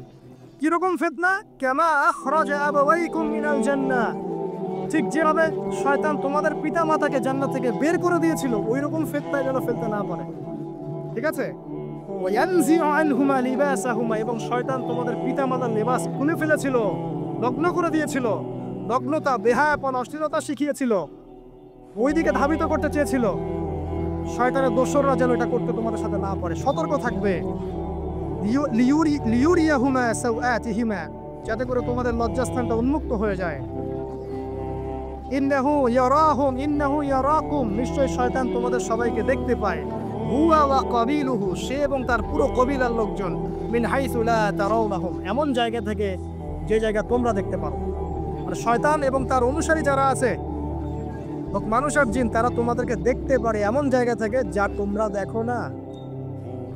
আমরা যারা এই বিশ্বে আছি, আমরা সবাই এখন খেলার পুতুলের মতো খেলছি। যারা নিয়ন্ত্রণ করে বিশ্ব, এদেরকে কেউ দেখতে পারে না, এরা মানুষ শয়তান। কথা বুঝতে পারছেন? আর এমনি জিন শয়তান যারা আছে, এদেরকে তো আমরা দেখতে পারি না, অনেক দূর থেকে তারা আমাদেরকে দেখতে পারে। আল্লাহ পাক সতর্ক করছেন এটা। ইন্না জাআলনা আশ-শায়াতিনা আউলিয়া লিল্লাযিনা লা ইউমিনুন, শোনেন, নিশ্চয়ই যারা আমার প্রতি ঈমান আনে না বা আমার অবাধ্য হয়, আমার আদেশ মানে না, তাদের সাথে আমি শয়তানকে বন্ধু বানিয়ে দিয়েছি। এবার বুঝলেন কেন বললাম এরা মানুষ শয়তান? বিকজ এদেরকে আল্লাহ পাক শয়তানের বন্ধু বানিয়ে দিয়েছেন, শয়তানের বন্ধু। অন্য সূরায় আছে, শয়তান, জিন শয়তান মানুষ শয়তানকে ওহী করে। জিন শয়তান মানুষ শয়তানের মাথায় এসব বুদ্ধি ঢালে। শয়তানি বুদ্ধিগুলো শয়তান মানুষের মাথায় ঢালে। মানে মানুষ মাথাটা আগে সে রিড করেছে, কাকে কোন দিক দিয়ে রিসিভ করা যাবে। ঠিক আছে? আচ্ছা, এরপরে আরো আল্লাহ পাক বলছে, ভাই ফাহিশাতান, তারা যখন কোনো ফাহেসা কাজ করে, নোংরা বেহায়ের মতো কাজ করে, ক্বালু, তারা বলে, ওয়াজাদনা আলাইহি আবানা, এরকম করেই আমরা আমাদের পিতা মাতাদেরকে পেয়েছি। মানে যুগ যুগ ধরে এই সংস্কৃতি চলে আসছে, নগ্নতার সংস্কৃতি, বলে না? কথা বুঝতে পারছেন না? এই কথাই তারা বলে, যেটা কোরআনে আছে। আল্লাহ পাক বলছেন, ক্বালু ওয়াজাদনা আলাইহি আবানা, তারা বলে আমাদের পিতৃপুরুষদেরকে আমরা হাজার বছর থেকে দেখেছি এইভাবেই ড্রেস আপ করে, এমনি ব্লাউজ ছাড়া শাড়ি পরতে দেখেছি, এমনি দেখেছি পেট বের করে চলতে, এমনি দেখেছি এই শর্ট কামিজ পরে চলতে, নগ্ন হয়ে চলতে। এখন তো বিকিনি সংস্কৃতি আসবে, এবং এটা মুভমেন্ট চলছে, মানে মানুষের দেহ থেকে কাপড় খুলে ফেলার মুভমেন্ট, আন্দোলন শুরু হচ্ছে। ঠিক আছে? এবং দোহাই হচ্ছে আমরা হাজার বছর থেকে এমনিই চলছে। এই যে আল্লাহ পাক বলছেন, ক্বালু ওয়াজাদনা আলাইহি আবানা, আমরা এর উপরে আমাদের পিতা মাতাদেরকে পেয়েছি। আল্লাহু আমারানা বিহা, এরা আরো বলে আল্লাহ আমাদেরকে এই আদেশ করেছেন। নাউযুবিল্লাহ। আল্লাহ বলছেন, আল্লাহ পাকের আদেশ কি? কুল ইন্নাল্লাহা লা ইয়া'মুরু বিল ফাহশা, নিঃসন্দেহে আল্লাহ পাক কোনো ফাহেসা কাজের আদেশ করতেই পারেন না। পারেন? নিঃসন্দেহে আল্লাহ পাক কোনো ফাহেসা, বেরাল্লাপনা, বিহায়ের মতো কোনো আদেশ, বিহার করার কোনো কাজের আদেশ করতে পারেন না। আতাকুলুনা আলাল্লাহি মা লা তা'লামুন, তোমরা কি আল্লাহ সম্পর্কে এমন কথা বলছো যেই কথা তোমরা জানো না? এই পর্যন্ত থাক। এবার আসেন বাস্তবতায় আসেন। এতটুকু যে আমরা হিস্ট্রির সূচনার কথাগুলো বললাম, এখানে আপনারা কিন্তু প্রথম একটি পেলেন মানুষের দেহ থেকে পোশাক খুলে ফেলে। এরপর আমি পুরো কোরআনটা ঘাটার চেষ্টা করেছি, আদম আলাইহিস সালাম থেকে শুরু করে মুহাম্মদ সাল্লাল্লাহু আলাইহি ওয়াসাল্লাম পর্যন্ত হাজার হাজার শতাব্দী চলে গেছে, তাই নাই? হাজার হাজার বছর চলে গেছে, বহু জাতি এসেছে, বহু জাতি চলেও গেছে। আমরা কি প্রথম জাতি নাকি? এর আগে কত জাতি পৃথিবীতে এসেছে, চলেও গেছে, গেছে না? আচ্ছা, কোরআন ঘেটে ঘেটে ক্লান্ত হয়ে যাওয়ার পর আমরা এমন কোনো জাতি পাচ্ছি না যাদের কথা আল্লাহ পাক বলেছেন যে আমি তাদেরকে ধ্বংস করেছি অশ্লীলতার কারণে বা এই আপনার বেলাল্লাপনার কারণে বা ফাহেসা কাজের কারণে। সরাসরি এই একটা কারণ দেখে আল্লাহ পাক কোনো কওমকে ধ্বংস করেছেন খুব রেয়ার, খুঁজে পাওয়া যাচ্ছে না। শুধু 3টা জায়গা বের করতে পেরেছি। কটা জায়গা? 3টা। 1 নম্বর দেখেন, আদম আলাইহিস সালাম পরে নূহ আলাইহিস সালাম না, এই জাতিটাকে আল্লাহ পাক ধ্বংস করেছেন না? এই ধ্বংসটাকে আল্লাহ পাক এই বেপরদামির কারণে করেছেন, অশ্লীলতার কারণে করেছেন, পোশাকের অপসংস্কৃতির কারণে করেছেন? করেন নাই, শিরকের কারণে করেছে। কি কারণে? শিরক। আল্লাহ পাক সবাইকে ডুবিয়ে মেরেছেন, কিন্তু ওরা যে নগ্ন পোশাক পরে রাস্তাঘাটে চলাফেরা করতো এই কথাটা কিন্তু আল্লাহ পাক বলেন। তার মানে ওদের পাপ এটা ছিল না। এরপর ইব্রাহিম আলাইহিস সালামের কওম কি এই কারণে ধ্বংস হয়েছে? অশ্লীলতার কারণে ধ্বংস হয়েছে? বেহায়াপনার কারণে ধ্বংস হয়েছে? নগ্নতা সংস্কৃতির অপচর্চার কারণে ধ্বংস হয়েছে? না। শিরকের কারণে। আদ জাতি এই কারণে? না। সামুদ জাতি এই কারণে? না। একটা জাতি পাওয়া যায়, তার নাম কওমে লূত। কি নাম? কওমে লূত। এই লূত কওম ছিল সমকামী। তারা মেয়েদের সাথে বিবাহ বন্ধনে আবদ্ধ হতো না, বরং ছেলেদের ছেলে ছেলে জেনা করতো না। এই একটা জাতি পাচ্ছি ইতিহাসে যারা অশ্লীলতার কারণে, ফাহেসা কাজের কারণে, সমকামিতার কারণে, নোংরামির কারণে আল্লাহ পাক পুরো উপরে উঠিয়ে নিচে নামিয়ে ধসিয়ে দিয়েছে। এই একটা জাতি পেলাম। আরেকটা জাতি পাওয়া যায়, তার নাম হচ্ছে বানু ইসরাইল। কি নাম?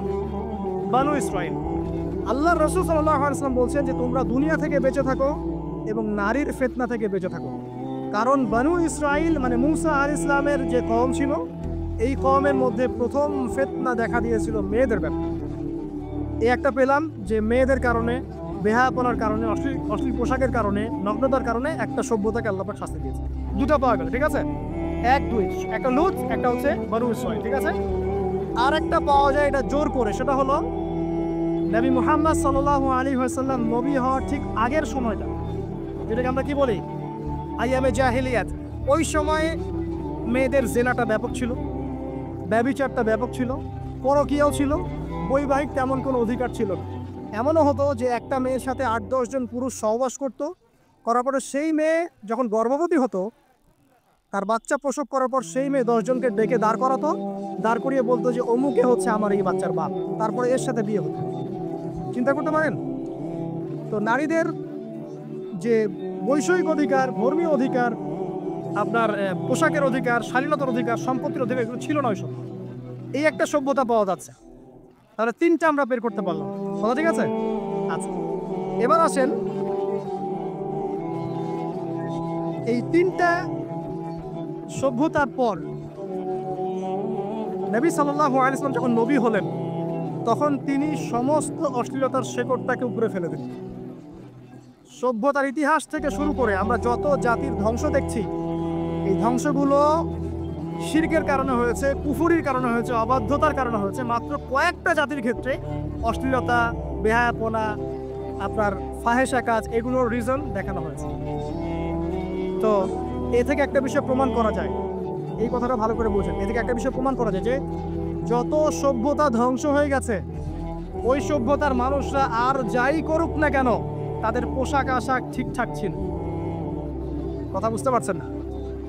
যত সভ্যতা ধ্বংস হয়ে গেছে, আদ, সামুদ, নূহ, ফিরআউন, ঠিক আছে, যত সভ্যতা ধ্বংস হয়ে গেছে, তাদের আর যত পাপী থাক, হয়তো কেউ অহংকারী ছিল, কেউ কুফরি করেছে, কেউ শিরিক করেছে, হ্যাঁ, কেউ সন্তানদেরকে হত্যা করেছে, কেউ মানুষ হত্যা করেছে, কেউ জুলুম করেছে, কেউ অহংকার করেছে ইত্যাদি, কিন্তু তাদের পোশাক আশাক শতাব্দীর পর শতাব্দী ঠিকঠাকই ছিল। এটা নিয়ে আল্লাহ পাক কোরআনে খুব বেশি কথা বলেন নাই। তার মানে বোঝা যায় যে এটা রিমার্কেবল কোনো কথা বলার বিষয় ছিল না, আল্লাহ পাক বলেন। অর্থাৎ যুগ যুগ ধরে মানুষের শালীনতার পোশাকটা ঠিকই ছিল, কারণ মানুষ জানতো যে তাদের পিতামাতাকে আল্লাহ পাক তাদের পিতামাতাকে ইবলিস নগ্ন করে দিয়েছিল জান্নাতে। এই কথাটা মানুষের মাথার মধ্যে ছিলই, এবং বিভিন্ন ধর্মগ্রন্থে এটার অস্তিত্ব আছে। আপনি শুধু ইসলাম না, অন্য যে কোনো ধর্মগ্রন্থ ঘাটেন, হিন্দু ধর্মগ্রন্থ ঘাটেন, সেখানে দেখবেন বলা হচ্ছে যেন মেয়েরা পর্দায় থাকে। দেখেন, পরে দেখেন বেদের মধ্যে এটা আছে, আমি গতকালকেও স্টাডি করেছি। এবং খ্রিস্টান ধর্মগ্রন্থ পড়েন, সেখানে দেখবেন লেখা আছে ওদের যে ওল্ড নিউ টেস্টামেন্টে আছে, দেখবেন যে যারা মাথার চুল দেখিয়ে বেড়ায় তাদের শাস্তির কথা বলা হয়েছে চুল যেন কেটে দেওয়া, ওদের ধর্মগ্রন্থে আছে।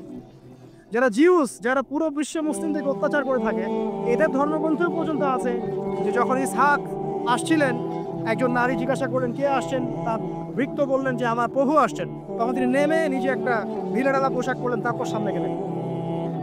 শুধুমাত্র ইসলাম ধর্মে নয়, যত ধর্ম চলে গেছে পৃথিবীতে সমস্ত ধর্মের মধ্যেই নারীদের শালীন পোশাকের কথাটা বর্ণিত আছে এখন পর্যন্ত। তার মানে যারা এখন অশালীন বিষয়ের দিকে মানুষকে ধাবিত করতে চায়, এদের আসলে কোনো ধর্ম নাই। ধর্মের সাথে এদের কোনো সম্পর্ক আসলে না। আর আমরা কিন্তু কথা বলছি ধর্মের বেসিসে, হোক সেটা হিন্দুইজম বা খ্রিস্টানিজম বা জিউডিজম বা ইসলাম, আমরা ধর্মের বেসে কথা বলছি।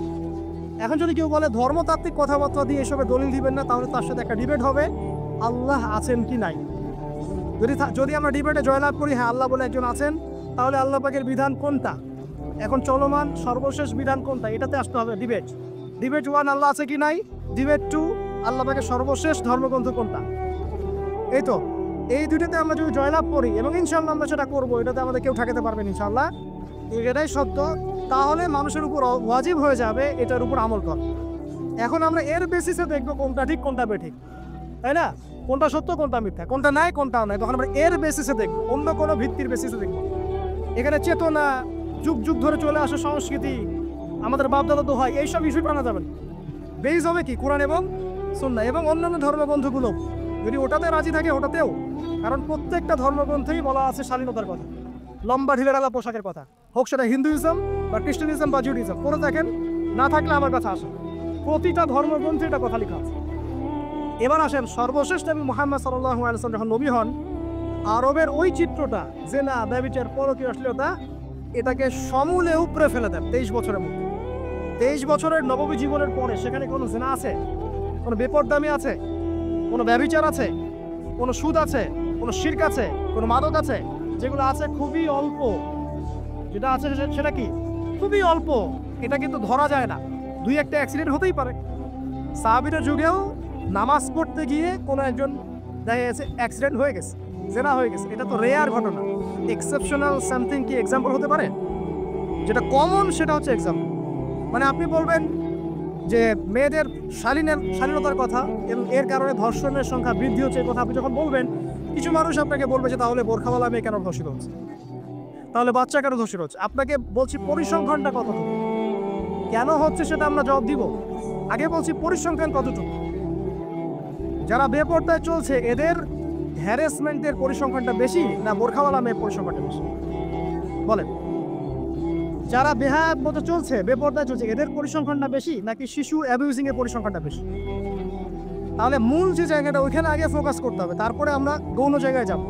এবং এই জায়গাটাতে আমরা দলিল বা প্রমাণ হিসেবে পেশ করব মানুষের রুচিবোধের পরিবর্তন, মানসিকতার পরিবর্তন এবং পাশবিক একটা প্রবৃত্তির দাসত্ব। এটা কীভাবে হচ্ছে? এটা পর্নোগ্রাফির কারণে হচ্ছে, এটা পর্নোগ্রাফির কারণে হচ্ছে, মিডিয়ার কারণে হচ্ছে, অবাধ ফ্রি মিক্সিংয়ের কারণে হচ্ছে, যৌন সুশুরির কারণে হচ্ছে, এবং যৌনতাকে সহজলভ্য করে দেওয়ার কারণে এই দুর্ঘটনাগুলো ঘটছে। আচ্ছা, আগে আমি আমার পয়েন্টে আসি। নবী সাল্লাল্লাহু আলাইহি ওয়াসাল্লাম যখন এটার শিকড়টা উপরে ফেলে দিলেন, তখন কিন্তু মক্কা, মদিনা, পুরো জাজিরাতুল আরবে আর কোনো বেহায়াপনার কোনো শিকড় থাকলো না। আল্লাহ পাক কীভাবে এটা করলেন? পুরো হিস্ট্রির ইতিহাস টেনে দিয়ে আল্লাহ পাক কয়েকটা আদেশ নাজিল করলেন। সেই আদেশটা কোরআন এবং সুন্নাহে আছে। আল্লাহ পাক প্রথমে ছেলেদেরকে বললেন, শোনো, সূরা নূর 30 নম্বর আয়াত, আল্লাহ পাক ছেলেদেরকে বললেন, তোমরা তোমাদের চোখ নিচু রাখো, এটা আমাদের দায়িত্ব। প্রত্যেকটা ছেলের দায়িত্ব বেগানা মেয়েকে দেখলে চোখটা কি করবে? নিচু করবে, সিম্পল। তাহলে আপনি সিডিউসড হবেন, এক কথা। 2 নাম্বার, আল্লাহ পাক আমাদেরকে বললেন, তোমরা তোমাদের লজ্জাস্থানকে হেফাজত করো। কাদেরকে? আমাদেরকে, মানে ছেলেদেরকে। প্রথমে আল্লাহ পাক ছেলেদেরকে বললেন চোখ নিচু করে রাখো, লজ্জাস্থানের হেফাজত, ঠিক আছে। সূরা বানী ইসরাঈল আল্লাহ পাক বললেন, জেনার ধারের কাছেও যেও, ধারের কাছেও যেও। আল্লাহ পাক আরো বললেন, যদি কেউ জেনা করে ফেলে, সূরা নূরে, তাহলে তাকে 100টা বেত্রাঘাত করতে হবে। কয়টা? 100টা, এবং 1 বছরের জন্য তাকে বহিষ্কার করতে হবে। আল্লাহ পাক শাস্তিও দিলেন। শুধু তাত্ত্বিক বিধান দেন নাই, শাস্তিও দিয়েছেন। কারণ শুধু তাত্ত্বিক বিধান দিয়ে হবে? আমি যদি ওয়াজ করে বেড়াই ভাই মদ খায় না মদ খায় না, কোনো শাস্তি না অ্যাপ্লাই করি, তাহলে কি মদ ছাড়বে মানুষ? আমি যদি বলি হত্যা করা মহাপাপ মহাপাপ, দুর্নীতি করা মহাপাপ, মানুষ দুর্নীতি ছাড়বে? ছাড়বে না, যতক্ষণ না শাস্তি নিশ্চিত করা যাচ্ছে। আল্লাহ পাক তাত্ত্বিক কথা শুরু বললেন না, শাস্তিও নিশ্চিত করলেন। তারপর আল্লাহ পাক আরো বললেন, যদি বিবাহিত কোনো ব্যক্তি ব্যভিচার করে তাহলে তাকে রজন করতে হবে, মাটিতে পুঁতে তাকে পাথর নিক্ষেপ করে হত্যা করে। ঠিক আছে, শাস্তি। এরপরে দেখেন আল্লাহ পাক মেয়েদেরকে বলছিলেন, মেয়েদেরকে বলছেন তোমরা মূলত ঘরে থাকো, যদি বাইরের পরিবেশ তোমাদের অনুকূলে না থাকে তোমরা ঘরে অবস্থান করো। ওয়াকারনা ফি বুয়ুতিকুন্না ওয়ালা তাবাররুজনা তাবাররুজাল জাহিলিয়াতিল উলা, তোমরা মূলত ঘরে থাকো। জাহিলি যুগে মেয়েরা যেভাবে নিজেদেরকে প্রদর্শন করে বেড়াতো, এই কাজটা তোমরা করো না। যদি করো তাহলে সমাজে বেহায়াপনা ফায়সা বেড়ে যাবে, তোমরা নিজেরাই ক্ষতিগ্রস্ত হবে, যেটা ওরা হচ্ছে এখন। আচ্ছা, এরপর আল্লাহ পাক আরো বললেন, হে নবী আপনি আপনার স্ত্রী এবং মুমিন নারীদেরকে বলেন তারা যদি বাহিরে যায় যেন জিলবাব দিয়ে তাদের পুরো বক্ষদেশটাকে ঢেকে নেয়। তাহলে পোশাকের সংস্কৃতির শেকড় কোত্থেকে শিখবো? আমি কোত্থেকে শিখবো? আল্লাহ পাক কর্তৃক নাজিলকৃত সর্বশেষ ঐশী গ্রন্থ থেকে শিখবো নাকি? যে বইয়ের মধ্যে কোনো ভুল নাই সেটাই তো আমার শেখার মাধ্যম হবে নাকি? নাকি যে দর্শনে হাজারটা ভুল সেটা শিখবো আমি? আল্লাহ পাক এখানে বলছেন মুমিন নারীদেরকে বলো বাইরে গেলে পরে তারা যেন জিলবাব দিয়ে কাপড় দিয়ে সুন্দর করে বক্ষদেশ এবং ঢেকে রাখে। বোরখার কথা এখানে নাই শব্দে, ঠিক আছে? ঢেকে রাখা ঢিলে ঢালা পোশাকের কথা এসেছে। আচ্ছা আসেন, আল্লাহ পাক আরো বললেন যে তোমরা অমুক অমুক অমুক অমুক, যেমন আপনার বাবা, আপনার ভাই, আপনার এই যে সন্তান, এই যে মাহারাম যারা আছে, এদের সামনে ছাড়া অন্যদের সামনে যখনই যাবে তোমরা কিন্তু হিজাব করতে অবলম্বন। আল্লাহ পাক হিজাবের বিধান দিলেন, চক্ষু নিচু করতে বললেন, লজ্জাস্থানের হেফাজত করতে বললেন, এবং যদি এর পরেও কেউ ভুল করে ফেলে তাহলে আল্লাহ পাক শাস্তির কথা বললেন। আল্লাহ পাকের সিস্টেমটা সুন্দর হলো না? এই সিস্টেমটা নবী সাল্লাল্লাহু আলাইহি ওয়াসাল্লাম অ্যাপ্লাই করলেন, সমাজ থেকে সমস্ত জেনা আদায় বিচারের ভিত্তি উঠে চলে গেল। সুবহানাল্লাহ বলবেন না? এটা হলো অবস্থা। তারপর দেখেন আল্লাহ রাব্বুল আলামিন শুধু পর্দার কথা বলেই ক্ষান্ত হবেন না, কারণ একটা বিধান দিলেই মানুষের সবকিছু সলভ হবে না। আল্লাহ পাক এর পাশাপাশি আমাদেরকে 5 ওয়াক্ত নামাজ পড়তে বললেন। ঠিক আছে, নামাজ পড়লে মানুষ ভালো হবে, নৈতিকতা শিখবে, আল্লাহর সাথে ক্লোজ সম্পর্ক হবে। আল্লাহ পাক কোরআন তেলাওয়াত করতে বললেন, ঠিক আছে, কোরআন মেনে চলতে বললেন। আল্লাহ পাক আমাদেরকে আল্লাহর জিকির করতে বললেন, নবীর সুন্নাহ মতো চলতে বললেন। আল্লাহ রাব্বুল আলামিন আমাদেরকে আল্লাহর যত অবাধ্যতা আছে, কি সমস্যা? আচ্ছা যেতে থাক। আমি যেটা বলতে চাচ্ছি যে আল্লাহ পাক শুধু পর্দার কথাগুলো বলেই একটা বিধান দিয়ে শেষ করে দিলেন না, কারণ শুধুমাত্র হিজাবের সাথেই পুরো সোসাইটির সমস্যাগুলো জড়িত না, এখানে আরো অনেক বিষয় আছে। যদি আপনি নৈতিকতা না শেখেন, একটা বোরখাওয়ালা মেয়েকে আপনি টিস করতে পারেন, ঠিক আছে? যদি আপনার মধ্যে আল্লাহর ভয় তাকওয়া না থাকে, আপনি কিন্তু একটা বাচ্চাকে ধর্ষণ করতে পারেন, সুযোগ পেলে আপনি করে ফেলবেন। আপনার মধ্যে আল্লাহর ভয় না থাকলে আপনি কিন্তু গোপনে জেনা করতে পারেন বা পণ দেখতে পারেন। তাই আল্লাহ পাক শুধু হিজাবের বিধানটা দিয়েই ক্ষান্ত হলেন না, আল্লাহ পাক আনুষঙ্গিক আরো অনেক কথা বললেন, যে তোমরা পবিত্র হও, বেশি বেশি আল্লাহ জিকির করো, 5 ওয়াক্ত সালাত নামাজে পড়ো, কোরআন তেলাওয়াত করো, নবীর সুন্নাহ মেনে চলো, দিনই কাজে ব্যস্ত থাকো, সৎ কাজের আদেশ করো, অসৎ কাজে নিষেধ করো। মানে এই সবগুলো কাজ যখন একসাথে হবে, আপনার মনটা কি হবে? পবিত্র হবে। আপনার মনের মধ্যে আল্লাহর নূর চলে আসবে। আপনার মনে আল্লাহর নূর চলে আসবে, তখন এইসব অন্ধকার বা এই যে জাহেলিয়াতগুলো আপনার কাছে ভালো লাগবে। যখন আপনার ইন্টারনাল যে সোলটা আছে, এটা যখন এনলাইটমেন্ট হবে আল্লাহর নূর দিয়ে, তখন আপনার কাছে এসব হারাম প্রিমিক্সিং, হারাম পরকিয়া, আপনার জেনা, আপনার ব্যভিচার, পর্ন, এগুলো বিভীষিকাময় মনে হবে, আপনার কাছে ভালো লাগবে। আল্লাহ পাক অন্তর জগৎটা পরিবর্তন করার জন্য আমাদেরকে এই সিস্টেমগুলো দিলেন। শুধু হিজাবই করবে not this is not necessary, এর সাথে আরো অনেক বিষয় থাকে, নামাজ, রোজা, হজ, যাকাত, হ্যাঁ, হজ, উমরা, তাজকিয়া, জিকির, আজকার, কোরআন তেলাওয়াত, আমর বিল মারুফ, নাহি আনিল মুনকার, সব একত্রিত হবে। আবার হিজাবও চলবে। এরপরে যদি কেউ সীমা লঙ্ঘন করে শাস্তিও আছে। পুরো সিস্টেমটা সুন্দর না? এই সিস্টেমটা যখন আল্লাহ পাক তার রাসূল মুহাম্মদ সাল্লাল্লাহু আলাইহি ওয়াসাল্লামের মাধ্যমে লঞ্চ করলেন আরবের মধ্যে, আরবে না কোনো জেনা থাকলো, না কোনো ব্যভিচার, না কোনো মাদক, না কোনো পর্ন, না কোনো এই যে নারীর অবমাননা, কিছুই থাকলো। একটা মেয়ে 300 মাইল দূর থেকে এসে একা হজ করে চলে যেত, কেউ তার দিকে তাকাতো। এমন যুগ চলে গেছে। মহিলা সাহাবী রণকৌশল মানে যুদ্ধের বর্ণ করে উহুদে যুদ্ধ করেছেন, কেউ তার দিকে তাকায়নি, তাকিয়েছে? তাকায়নি। এখন ওই যুগটা আপনি দেখেন, রাসূল সাল্লাল্লাহু আলাইহি ওয়াসাল্লামের যুগ, আবু বকর সিদ্দিক, ওমর ইবনুল খাত্তাব, ওসমান আলী, এই খুলাফায়ে রাশিদার স্বর্ণযুগটাকে আপনি দেখেন। ওই যুগে আপনি রেপের হার কত পার্সেন্ট মহিলা রেপ হয়েছে? ওই যুগে কত পার্সেন্ট মেয়ে জেনায় লিপ্ত হয়েছে? ওই যুগে কত পার্সেন্ট ছেলে মেয়ে ধর্ষণ করেছে? ওই যুগে কত পার্সেন্ট নারীর শ্লীলতাহানি হয়েছে? কত পার্সেন্ট নারীকে টিজ করা হয়েছে? কত পার্সেন্ট মেয়েকে মার্ডার করা হয়েছে? কত পার্সেন্ট মেয়েকে যৌতুকের জন্য চাপ দেওয়া হয়েছে? একটু পরিসংখ্যানটা দেখান আমাদেরকে। সভ্যতা করতে লাফাচ্ছেন। ওই সভ্যতায় যা হয়ে গেছে, নবী সাল্লাল্লাহু আলাইহি ওয়াসাল্লাম থেকে শুরু করে খোলাফায়ে রাশিদিন যা হয়েছে, এই পার্সেন্টেজগুলোর সাথে বর্তমান পার্সেন্টেজকে মিলবে? ওই যুগে রেয়ার জেনা দুই একটা হয়েছে, মদ খেয়েছে মানুষ রেয়ার কয়েকজন, মানুষ ব্যভিচার করেছে রেয়ারলি 2-4 জন, 100 বছরে 2-4 জন। ওই যুগে দেখবেন মানুষ পরকীয়ার নামই জানতো না, সমকামিতা কি জিনিস মানুষ জানতোই না, শর্ট পোশাক, বিকিনি সংস্কৃতি কি মানুষ জানতো না, ঠিক আছে? আনকভার ইউ, এই যে মুভমেন্ট চলছে, এগুলোর মানে কি মানুষ জানতো না, জানতো? ওই যুগে কি মুসলিমরা পিছিয়ে ছিল? জ্ঞান বলেন, বিজ্ঞান বলেন, অর্থনীতি বলেন, রাজনীতি বলেন, সমরনীতি বলেন, অস্ত্রশস্ত্র বলেন, কোন সেক্টরে কি মুসলিমরা তখন পিছিয়ে ছিল কিনা? উত্তর দেন, পিছিয়ে ছিল না। তাহলে স্বর্ণযুগ আমরা কোনটাকে বলবো?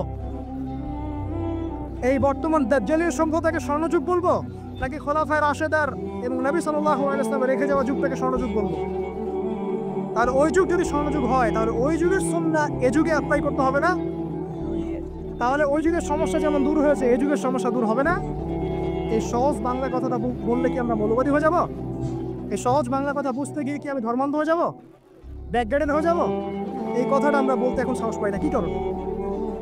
সভ্যতার ইতিহাস ঘেটে দেখেন, ওই সভ্যতাই ছিল জ্ঞানে, শিল্পে, অস্ত্রে, প্রযুক্তিতে, অর্থনীতিতে মুসলিমরা একদম সর্বশেষ করে।